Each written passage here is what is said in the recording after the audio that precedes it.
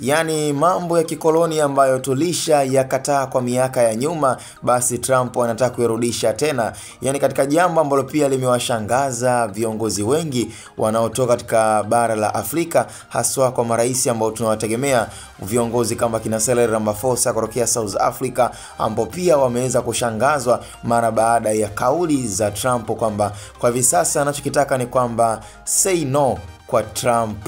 Yani ni swala ambalo kwake ni kama kosa, ni kitendo cha kusema hapana katika jambo lolote analolitaka Trump, manake ni kama kosa na ni kama umeingia kwenye vita na Trump.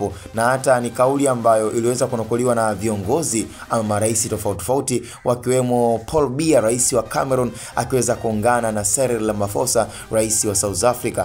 Na ni katika swala ambalo pia hata kwa Ibrahim Traore kwa hivyo sasa hawezi akasema yes kwa kila kitu, na ni swala ambalo ni lazima utakubali tu kwamba Trump ni kweli anataka yeye nionekane kabisa kwamba yeye ni godfather wa ulimwengu, yani hatakiwi kupingwa, anachokitaka ndo inabidi kifuatwe na nchi zote. Sasa ni jambo ambalo kwa hivi sasa nafikiri haliwezekani, na Trump atajikuta kwamba anaingia katika uadui ambao haumuhusu. Kama hivi sasa ni kwamba labda kwa issue ya Ibrahim Traore ni kwamba tumeweza kuona ukaribu sana, na tukiona kabisa support ambayo imemfanya pia hata Ibrahim Traore aonekane kabisa kwamba yeye amekuwa ni mtu ambaye amependa sana jinsi ambavyo amekuwa akiishi yeye pamoja na rais wa Urusi ambaye ni Vladimir Putin. Sasa inaonekana kabisa kwamba kinachomuuma sana Trump ni kumuona adui yake yuko karibu na mtu muhimu ama mtu makini katika bara la Afrika.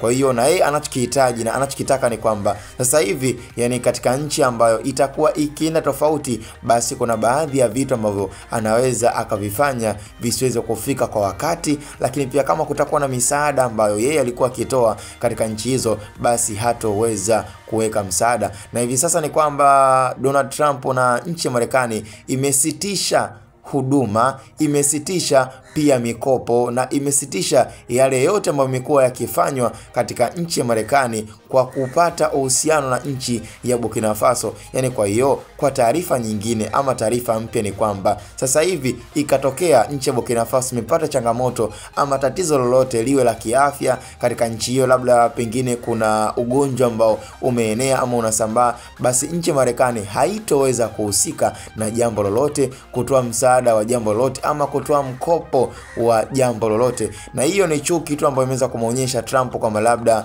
kitendo cha Putin kuwa karibu na Ibrahim Traore limekuwa ni jambo ambalo linamuumiza siku mara baada ya siku. Kwa hiyo ni taarifa ambayo tuko nayo, na cha msingi tukutane kwenye upande wa comment. Ni Hotboy Media.